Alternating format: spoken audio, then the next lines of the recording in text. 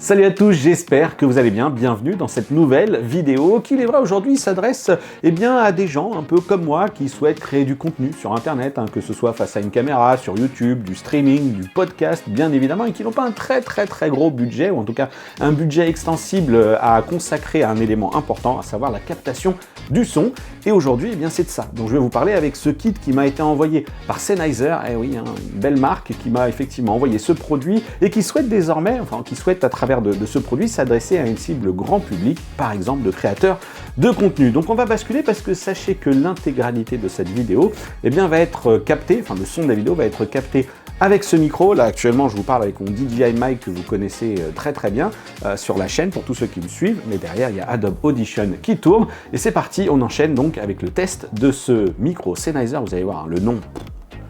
Alors sachez avant toute chose que le kit qui est juste là, ce fameux streaming set, c'est comme ça que je vais le résumer parce que profile USB, microphone, streaming set, n'est pas arrivé chez moi pour test dans le cadre d'une vidéo sponsorisée. C'est juste que pour ceux qui me suivent potentiellement depuis un petit peu plus longtemps, et notamment sur les tests que je pouvais publier pour la rédaction de clubic.com, il est vrai que j'avais quand même testé pas mal de micros et donc c'était déjà un historique que j'avais notamment avec l'agence de presse qui m'a dit on sort un nouveau truc qui est grand public et qui peut plaire notamment à ton audience. Et c'est vrai que ce qui est proposé ici, techniquement le rapport qualité-prix semble bon. Laissez-moi d'abord vous dire que c'est vrai qu'avec ce produit, le constructeur allemand Sennheiser sort un petit peu de sa marque de fabrique, de son ADN, de son terrain de jeu favori, à savoir plutôt le milieu professionnel. Et là, la volonté d'aller toujours vers du grand public en leur proposant un kit qui est composé à la fois du micro, de son très grand câble USB type C de 3 mètres, mais aussi de ce boom arm qui, comme vous le voyez ici, est un bras articulé selon 3 rotules. Ce qu'il faut savoir, c'est que ces produits, si on regarde sur le site, ils existent, ils sont proposés de manière indépendante, j'ai envie de dire, avec par exemple le câble USB de 3 mètres qui est proposé à 20 €, le boom arm, le fameux bras articulé qui est proposé lui à 99 € et le microphone qui est lui proposé à 130 €. Le gros avantage du kit qui nous est proposé ici, c'est que vous avez le tout pour 199 € avec un produit qui est compatible avec Windows, PC, avec les ordinateurs qui fonctionnent sous macOS, mais aussi avec les mobiles qui fonctionnent sous Android et sous iOS. Mais l'ensemble pèse un peu moins de 1,2 kg, comptez en l'occurrence 350 grammes pour le micro et 820 grammes pour le bras qui est juste là. Vous pourrez adapter, si vous le souhaitez, le micro grâce à un petit support, si vous le souhaitez, qui lui aussi est proposé en option, en l'occurrence là sur le site de Sennheiser. Vous pourrez acheter le pied pour, pourquoi pas, l'emporter avec vous. Et du coup, vous avez un micro dans le sac, le smartphone, et vous pouvez réaliser votre podcast. Dans l'utilisation qui nous concerne ici, et qui est vrai que c'est un petit peu la cible principale qui est ici adressée par le constructeur, c'est celui qui est comme moi. Là, au bureau, j'ai mon bras articulé fixé au bureau, un bras articulé déjà qui commence par une pince. L'ouverture peut aller jusqu'à un petit peu plus de 70 mm. Donc même si vous avez un énorme plan de travail en guise de bureau ou tout simplement en surface sur laquelle vous allez devoir accrocher le bras, il n'y a aucun souci. Il y a d'autres points qui sont extrêmement importants, et là vous pouvez peut-être déjà les avez-vous identifiés dans la vidéo là, c'est que dans l'ergonomie du bras, oui on est dans la partie ergonomie de cette vidéo, c'est vrai que j'ai un petit peu oublié de le mentionner, mais vous avez le sommaire qui est juste là, toujours pour vous déplacer. Dans cet aspect ergonomie du bras, on a une petite rainure, une petite fente qui va tout simplement être dédiée à accueillir un passage de câble qui lui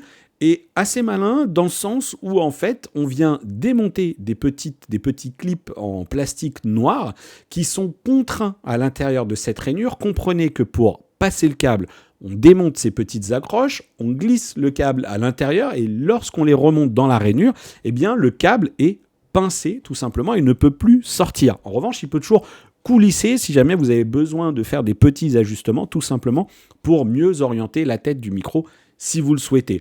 On a une prise jack en plus de cette prise USB type C qui va tout simplement vous servir de moniteur pour entendre le son à un instant T, parce que là typiquement vous voyez que je suis en train de capter la piste et je vous parle sans aucune prise de tête et surtout Ce qui est quand même très compliqué, c'est sans aucun retour vidéo, parce que moi je le vois bien à l'écran, hein, je vois bien qu'il se passe quelque chose, mais j'ai fait mes petits réglages.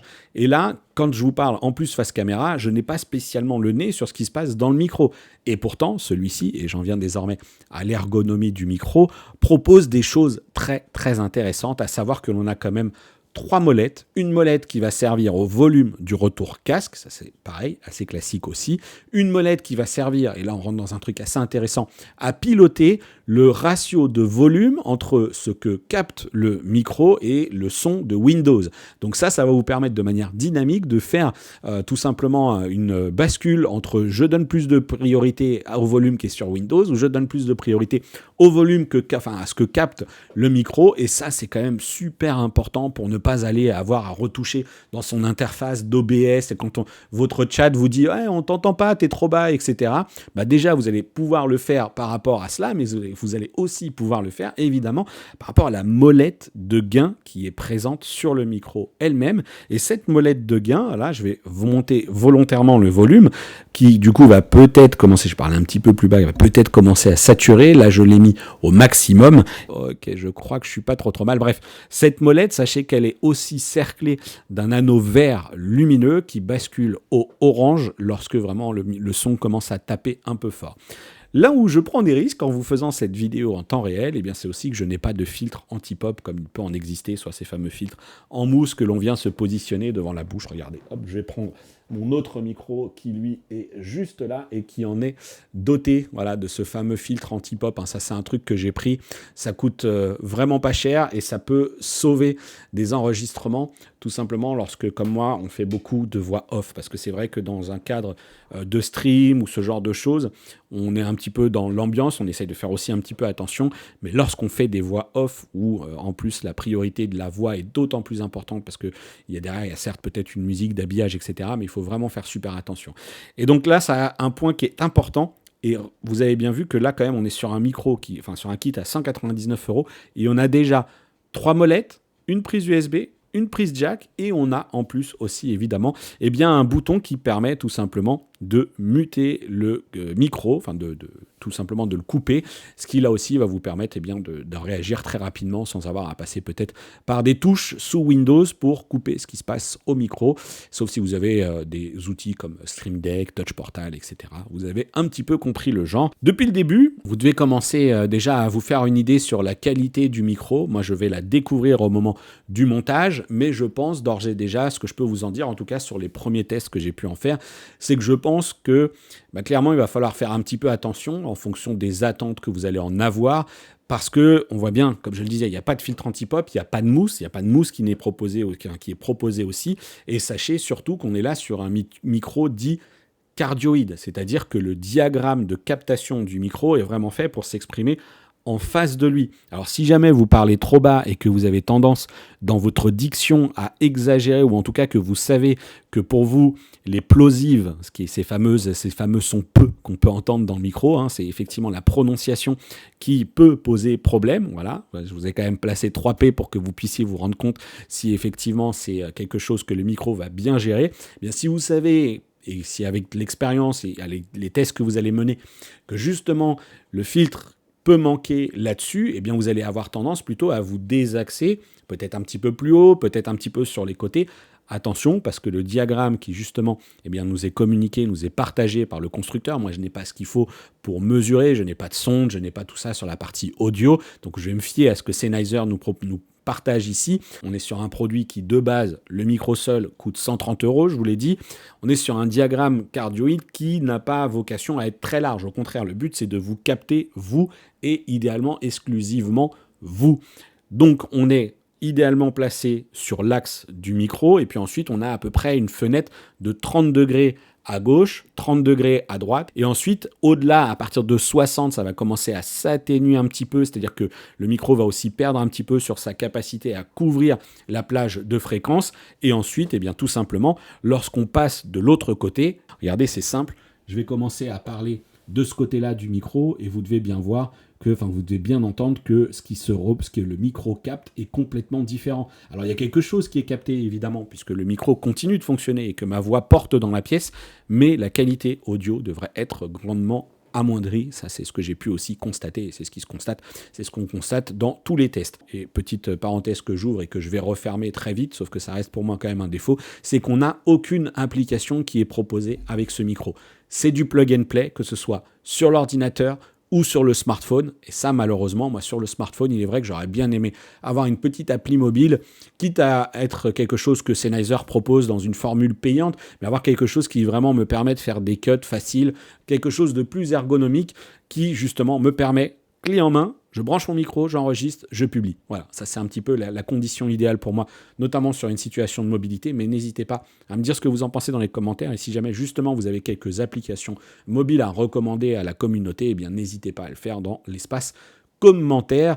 Donc sachez aussi que le câble USB-C, point important, il est USB-C aux deux extrémités. Donc si jamais vous voulez le brancher sur un ordinateur qui n'a pas de prise USB type C, il va falloir acheter un adaptateur. Alors ça coûte pas très très cher, c'est souvent un connecteur qu'on va retrouver assez facilement aussi sur des PC portables, le connecteur USB type C, ou tout simplement vous pourrez changer de câble lui-même, utiliser un câble USB-C, USB-A, mais prenez vraiment quelque chose de qualité, en tout cas pour obtenir la qualité optimale de ce micro. Donc une ergonomie de bras qui est plutôt bien faite, ça va pas permettre d'aller chercher très très loin, et là où je me pose des questions, eh bien c'est sur la durée de vie dans le temps, parce que là il est neuf et clairement il tient extrêmement bien. Voilà, je peux manipuler, alors je vais volontairement basculer sur le micro cravate pour ne pas avoir de perte, mais on peut très très facilement basculer le micro comme ça, voilà, pour avoir plutôt une orientation comme ça. En plus, on a un micro qui lui peut s'orienter sur quelques degrés dans cette position-là. Hop, voilà, tac, on peut l'incliner, je ne sais pas si on va bien le voir, mais regardez, hop, on peut incliner comme ça le micro, ce qui permet tout simplement, eh bien, dans le cadre d'une utilisation complètement différente, où cette fois-ci, hop, alors là, tac, il faut que je fasse bien attention, où cette fois-ci, je déciderai justement eh bien, d'avoir le micro un petit peu hors champ. Alors, considérez que là, j'ai le bras un petit peu plus loin, je vais avoir le micro hors champ, j'incline légèrement la tête, ce qui me permet d'avoir, hop, voilà, je vais rebasculer sur le micro cette fois-ci, ce qui me permet d'avoir un son normalement de bonne qualité aussi, avec une tête légèrement réorientée vers moi, pour peut-être sortir le micro du champ de mon plan caméra, tout en conservant une bonne qualité de captation. Attention, hein, on ne fait pas ça. Voilà. On ne met pas un micro cardioïde dans ce sens-là, parce que la capsule est de l'autre côté. Et là, on perd forcément en qualité, ça n'a pas de sens. Alors, on va passer cette fois-ci en utilisation un petit peu plus gaming. Alors, je ne suis pas un joueur, streamer extrêmement expressif qui voudrait mettre en feu sa communauté, mais néanmoins, j'ai quand même du matériel ici, entre le clavier ROG Azoth et la souris Chakram X, hein, voilà, je ne sais pas si on va bien les voir, hein, c'est quand même deux superbes périphériques gaming, et dont le clavier qui effectivement dispose de switch assez somptueux, et c'est vrai que du coup ça va nous permettre d'essayer de voir ce que ça donne. Alors, l'idée c'est pas évidemment d'évaluer la performance du joueur, hein, encore heureux, mais voilà, on va pour le moins essayer de voir si le micro propose des solutions d'atténuation du bruit qui pourraient compenser, sachant que là effectivement j'ai pas activé tout ce qui est Nvidia Broadcast pour tout simplement se faire une idée. Je n'ai pas activé de technologie Nvidia Broadcast. Le micro est à environ 30 cm, ouais, 25-30 cm du clavier, et puis comme vous le voyez, je parle naturellement. Il n'y a pas de filtre anti-pop, comme je le disais, ce qui va me permettre ensuite de le comparer également à mon Blue Yeti X pour voir voilà, si c'est le bien ou non.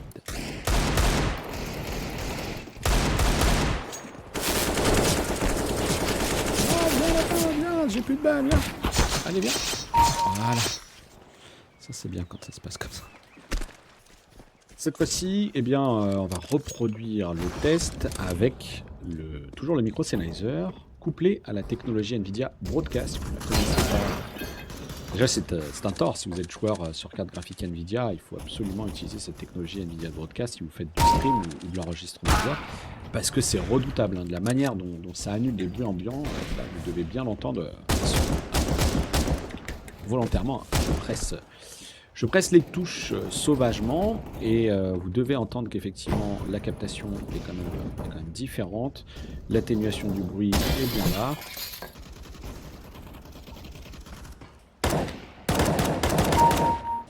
Hop. Et d'ailleurs, cette technologie, elle est très utile aussi pour annuler les bruits de climatisation, ce genre de choses. Hein. C'est pas que, ce n'est pas que annuler les bruits de sourds. Allez, hop, on va se marrer un peu par là. Donne-moi mon truc. Parce que là...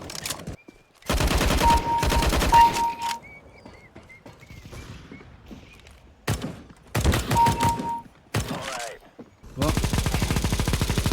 Faut qu'on parle.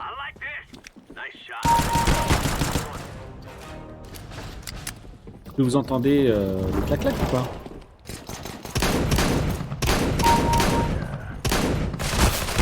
Oh. Mais non, pourquoi? Pourquoi? Pourquoi? Allez, viens. Allez, viens à moi, mon petit.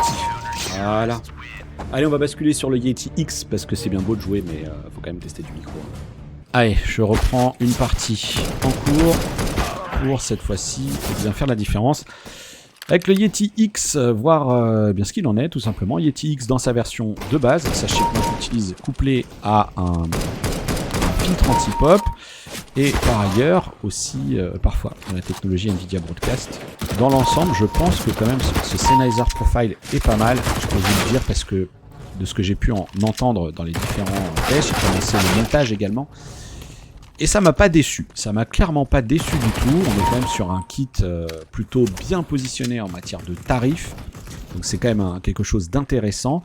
Et surtout, j'ai aussi enregistré une émission sur le podcast de mon ancien collègue et ami Florian Beaufreton. Je voulais partager sur le Discord. Et c'est vrai qu'on a quand même pu constater que le résultat audio est pas mal du tout. Lui, il travaille avec du Shure. Ça se complique, hein.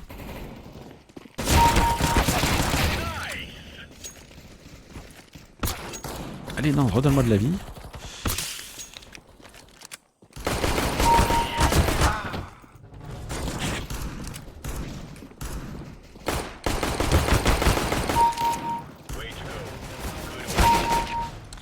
Voilà, ça, vous devez quand même bien voir que... bien vous rendre compte, je l'espère, d'une certaine manière, d'une forme de différence.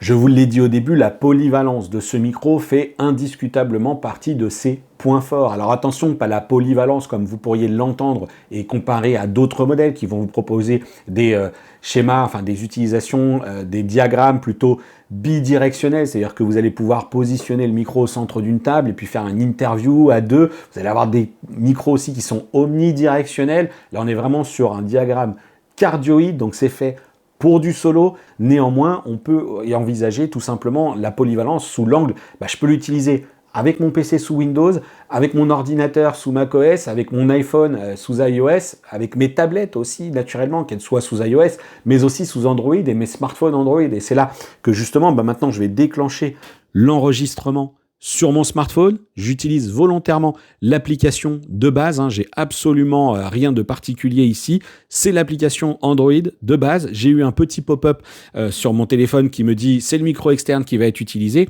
et ensuite je vois que ça module, et alors je peux tout à fait augmenter le gain, et vous allez comprendre tout de suite ce qui va se passer. Je vais continuer de parler, voilà, j'ai le gain au maximum, et je pense là, en tout cas si j'en crois le diagramme qui est ici sur mon application, c'est clair, je sature. Donc on va tout simplement revenir à un niveau plus classique. Voilà, je pense que par là, par rapport à la sensibilité, on ne devrait vraiment pas être trop mal. Encore une fois, si je fais des modifications, je vous les indiquerai. Là, je suis carrément sur un petit quart, donc un petit peu plus d'un quart, entre un quart et la moitié du niveau du gain.